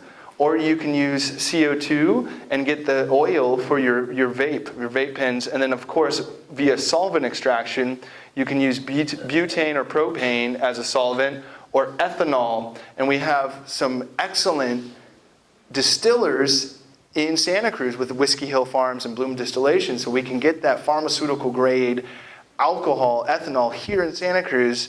What a great resource. And it's all coming from plants. It's coming from turmeric, amongst other things. You can make it from anything almost, as far as plants. And that's how you get the Rick Simpson ISO and some of these shatters, butane hash oils, waxes, and crumbles. And finally, we're getting right into it, the land race conversation with my dear friend Michael. So we're going to segue here. You want to come up? Sure. Thank you, guys. That concludes the presentation. Here's a chair for you. I'm going to give... Some more water. Sure. So I'm going to say a little thing about... So Michael, he'll introduce himself, and before I introduce Michael, I just want to say thank you to all the sponsors. This is really exciting to have everyone here. Our goal here is community and cannabis. For all the video professionals, we're going to segue to being right here. I can move some of these things too, if that helps. I'm going to let Michael kind of take the mic and take the floor. But we're going to learn a little bit about the Santa Cruz history of cannabis community, because Michael's been here for a very long time, working with a lot of different strains. And take it away, Michael. Maybe you can just open up with a little about what is Coastal Seeds? Well, to start with, it's probably my first time I've spoken in front of anyone. I'm a little new at this, but Social Seeds is a small company here in town. Years ago, I was interested in working with a lot of landrace strains. Yeah, thank you.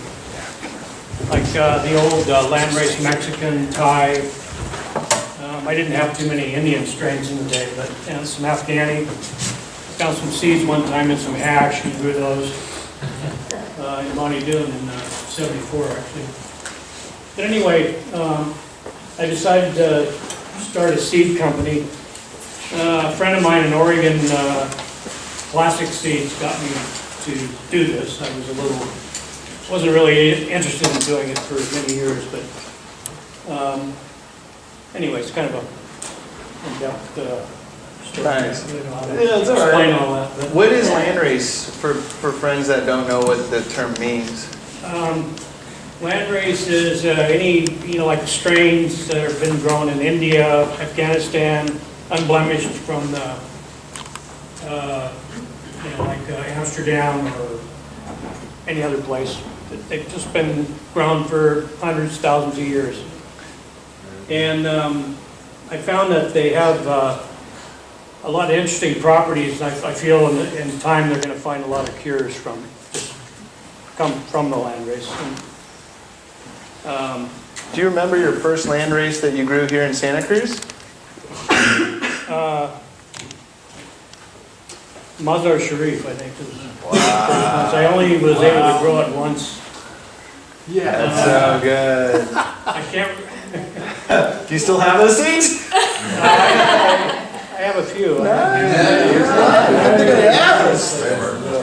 But I have a difficulty growing indigos because there's so much moisture. I live in Santa Cruz, and it's I do more sativas or crosses. And I've tried for years. I just had so many failures, so I don't normally do those myself. But I had one good year that I grew that, and it was phenomenal. What year was that? One little story here. And in '74, I was talking to Chris about this. I got some sticks from a friend, and Thai sticks, and found some seeds. And actually, I grew them right on Grants 40 Drive. There was an old dairy farm there. I don't know if any of you know that place, but anyway. Can you share your insight on the Big Sur Holy? Because that's one of the strains you have from your stable. Yeah, I acquired that from an old surfer friend, and years ago, 10, 12 years ago. When I first smoked it years ago, it came in big rose boxes. They were, that was their marketing thing in the day. And they were a full rose bud with buds, tastefully put in there. And anyway, that was bred by a monk. Supposedly, nobody really knows for sure what the strain is, the combination, but I feel it's Zacatecas Mexican crossed with an unknown Afghani. There's different versions of what people think it is. I can't say for sure because I've never talked to the fellow, but I have acquired some Zacatecas, and it looks similar in some respects to part of the makeup of the weed itself. But it's a real, it's an heirloom that grows really well on the coast here, and it's pretty euphoric. There's a green stem, and then there's a purple stem expression. The purple stem, I like that one. I like them both, actually. It's a little more intense. There's more of a body stone to it, but they're both equally as nice. Can you speak to collaborating with other breeders like our friend Bodie and John of Snow High Seeds? Maybe about the haze, or are there any history you know about the haze cultivar from Santa Cruz? The history I know about the haze is I just met one of the guys, not just years back when I was living in Bonnie Doon in '73, I think. Thank you, brother. And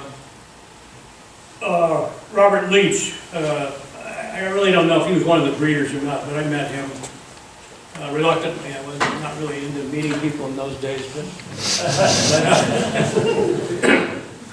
anyway, it was an interesting thereafter. But anyway, the makeup of that is obscure also. It's many, I think some could be Mexican, Thai, maybe some Indian. I'm not sure about the Afghani side of it, but I really don't know. I mean, unless you were to talk to one of the guys, and I don't know who's left in that group, but No, I don't know either. I know the that. seeds are really hard to acquire. The pure John, stuff. but John said that you have a really accurate seed supply of the Big Sur Holy. He kind of cited you as the keeper of that. But also, I think Bodie has a Big Sur Holy bud, Yeah, he which is does. slightly different. It's a little different. Yeah. I think they're probably selections from the original James. I can't say. I mean, his looks a little different than mine, and I'm sure there's other ones. SoCal Seeds, I think, had some. Nice, I think that one was a little more similar to what I grow. nice. I just did a seed increase last year of that, and I did a limited release of 50 packs. Nice. For those, Trying to get it out there. yeah, for people that don't know about the Big Sur Holy, the Cassidy family, Patrick Cassidy was a grower in Big Sur, and there's a story that Oliver Bates shared with me, he's a grower in Big Sur, that the Hells Angels came and bought a lot of cannabis in this era, you know, circa, I don't know, late 60s, early 70s. But anyways, it was full of seed, but they said it was the best cannabis they had ever tried. And they came back in full force and said, we want to double our order, but this time no seeds. And it's the Hells Angels. So this guy was kind of like necessity's the mother of invention. And so when he grew out his crop, he pulled the pollinators, right? He pulled the boys. So the word sinsemilla is Spanish, sin without seed. Seedless. That's a Santa Cruz Central Coast innovation. That's why we talk about the Big Sur Holy. Major contribution to the evolution of the cannabis farmer. Michael, how can our audience, connect with you? And are there any other land races that you're, working on? Actually, I grew out some. I bred some last year. It was one is called Yeshi 18. It's a red Lebanese, Panama red, and then a Burmese male across that. It's a high CBD. I'm getting some testing done with a friend who's got a, I don't know if anybody's familiar with testing machines. This one comes from SRI. I'm not sure how obscure that company is, but it's way different than what I've ever seen. But I'll have the results of that. And I'm on Instagram, if anybody wants to look on there. What's your Instagram name? Kaju, That's right. Kagyu, 1. That's right. And you brought, and I think too, the articles, if they want to I brought a couple check those out. magazines. One is from High Times. I'm not a proponent of High Times, but I was approached in 2013 to, I met a photographer who shot for them, and he came to my house, and I was growing a lot of Colombian landrace. That's all it was back there. And he took some shots of that, and then I asked if I was ever interested in writing an article, which I did. And it took me like 8 months to write this small article. I've never really done anything like that. It was pretty fun, actually, but That is cool. kind of hectic. You gotta really be focused. And then another one, the Skunk magazine. Julie, one of the owners, is a good friend of mine, and I did I'm doing more now, strain reports. One was on, in August, it was a Swazi red that I've been growing for many years. And I did a little report on that. And then there's one coming out this month, I'm not sure when, on the Yeshi 18 that I grew red. So, Exciting. yeah, And there's still a need for a license for similar, we've paid our respects to Mr. Jack Harrer and Dennis Perone, but I just want to pay my respects to Mr. Kaju here, Michael of Coastal Seeds, because these are the cultivators that kept the lines alive, right? We had a major, yeah, I think give them a round of applause.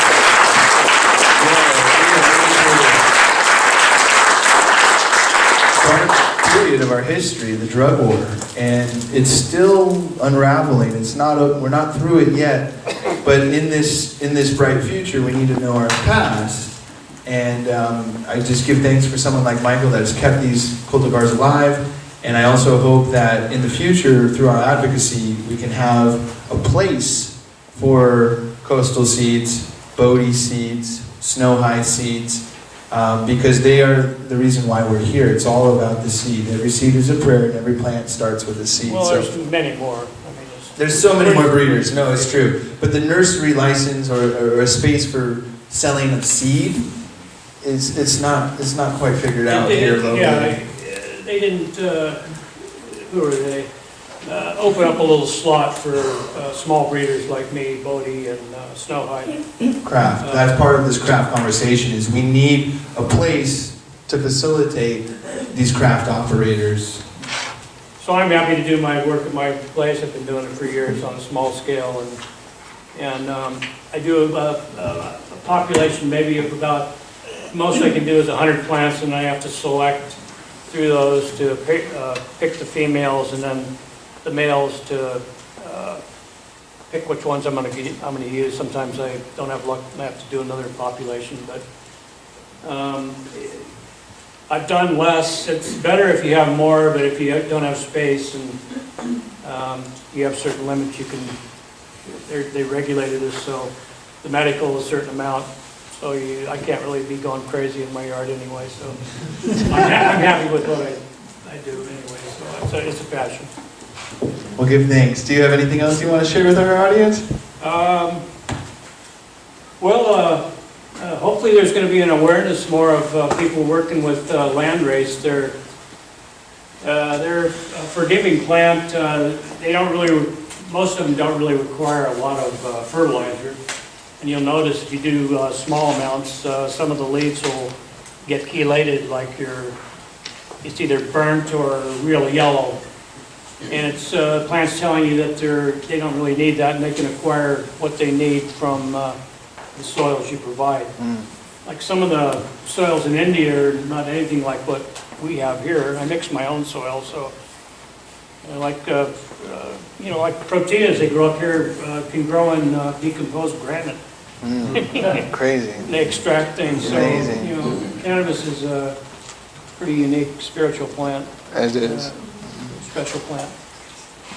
So hopefully people will try it. It takes a long time. You have to be kind of set up for it. Our weather's so weird anymore. It's I have a couple growing now that are, one of them is an Indian plant from selected from Iduki Gold. I don't know if anybody's ever heard of that or not, but Shiolvante is the name that was given to it, and it's a selection. The same plant, it hasn't had any other, supposedly no other genetics put into it, but it seems to be pretty good with mold and a little bit of PM this year, but that's about it. My other one, I had a cashmere plant that I've been wanting to grow for years. It just didn't cut it after all the rains. So, but there's other days and other years. Yeah, that's right. Keep going. Yeah. Keep growing. Well, that concludes our interview. So, anyone ever wants to, if anyone ever wanted to get a hold of me to talk about land race, I'd be glad to help you with any information that I have. I'm still a novice. I've been growing since '69, and I learn every year, so I don't know it all. That's so great. Thank you so much.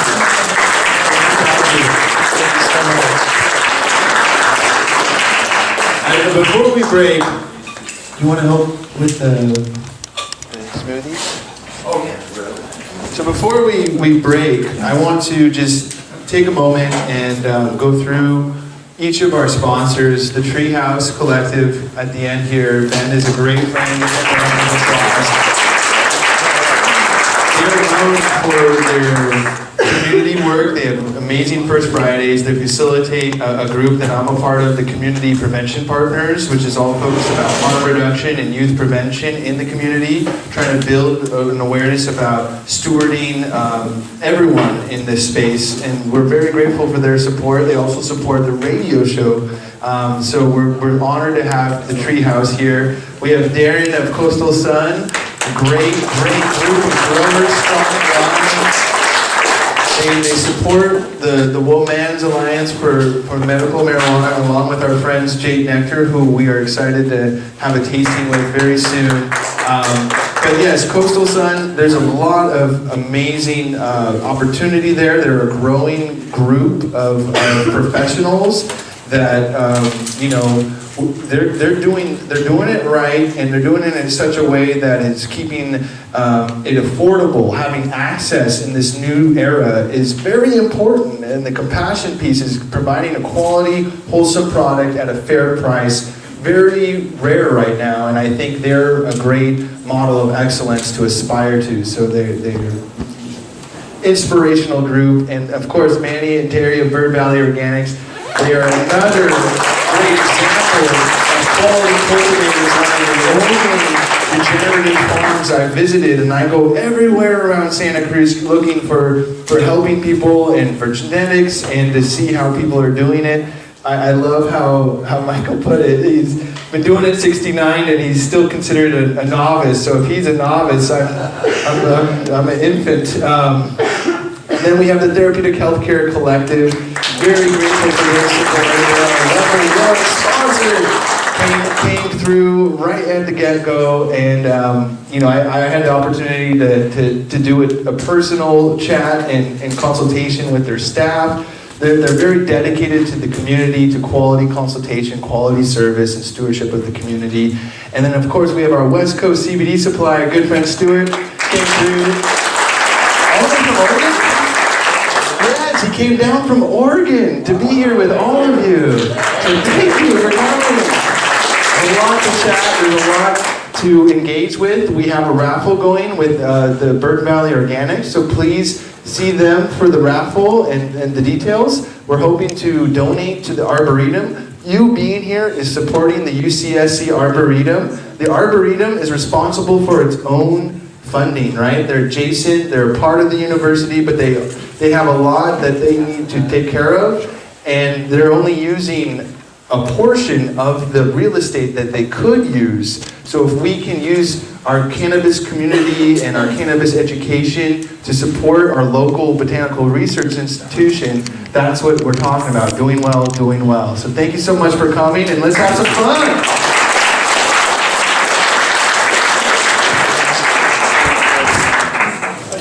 See, I can smell it and tell you. What's the title? What's the lid say?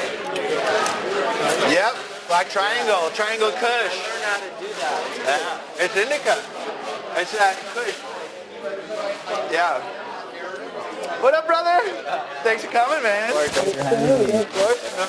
Nice. Did you get one of those ingredients? No, I'm gonna grab it. Oh, please. I just came to say peace out. Oh, awesome, man. Grab a couple, man. It's my friend. My name is Ben. I'm here today with Treehouse Santa Cruz. We're Santa Cruz premier dispensary. We're located at 3651 Soquel Drive if you want to come and see us. And we're here today at the Santa Cruz Botanical Studies Cannabis Craft Celebration Seminar. Tell me about your place, how long you've been in business there. So we opened up January 1st. We're currently doing recreational and medicinal cannabis sales. We also launched our delivery service earlier this week. And so you could go online and place an order, and we'll have the cannabis delivered to your house. We also got online ordering if you're in a rush. And we got a beautiful storefront that we'd love to have you come in and see. My name's Monica Alvarez, and I work at Therapeutic Healthcare Collective. We're known as THC in SoCal, California. What we really like about our dispensary is that we're a mom and pop type dispensary. It looks like a house. When you come in, it feels like a house. There's about 2 bud tenders. We got a manager on site. You come in, we welcome you. We love people to ask questions. We want you to know our product, and we want to give you the best Santa Cruz products that we can offer, and that's why we're here. So the owners are a married couple, which I love to work with, and we love to welcome you. So when you come in, come visit us, see our products, get to know our town, and then, you know, become part of our family. And that's who we are. How you doing? Manny with Bird Valley Organics, local distributor, local cultivator. Been in this business for about 10 years. We're trying to showcase Santa Cruz brands, Santa Cruz as an area, as an appellation. Showcase good products, very affordable. We grow organic, true, what we like to call true organic. We make all of our nutrients from scratch. We grow in Hugo culture, an old ancient German technique. Actually, it goes back to the Incas if you really get technical. And we do what is basically practicing carbon sequestration through burying logs under trenches and then putting mounds on top of that, and then growing a diversity of plants that all lend a hand to your overall garden, health. And that's basically what we're doing here in Santa Cruz. Yeah, so these are some of our products. So even with, you know, we are a distributor, but I don't like to call myself a distributor. We like to call ourselves farmers who distribute. And so our goal is not to pick up 14, 15 different companies with multiple products. Our goal is to showcase a certain amount of products from 2 or 3 companies, all in the same area, all the same terroir, and showcase one appellation of an area of California. My name's Darren. I'm the CFO at Strong Agronomy. One of our brands is Coastal Sun Cannabis. We grow healthy plants. We focus on regenerative, sustainable agriculture.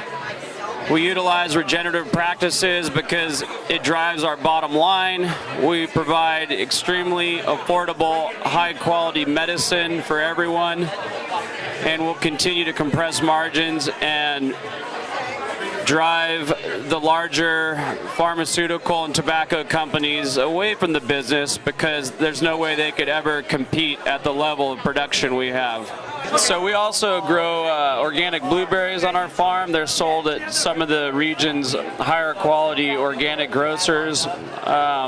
We focus on phytonutrient density in the level of our fruit, whether it's cannabis or blueberries, and also per square foot. So we reach to have an extremely efficient production with higher levels of nutrients versus even other organic growers, and we do that using veganic nutrients. We stay away from animal proteins. We test on a rigorous basis to see the levels of micronutrients in the plants. We regulate those micronutrients to allow for absorption of the macronutrients, which drives higher levels of phytonutrients in the fruit. And that's basically our technology. And if you taste and smell our cannabis and blueberries, you can really know the difference. So the brand name for the blueberries is Coastal Moon Blueberries. Our cannabis is Coastal Sun Cannabis. We also have a cannabis nursery called Coastal Star Starts. And we sell seed starts and cloned propagations.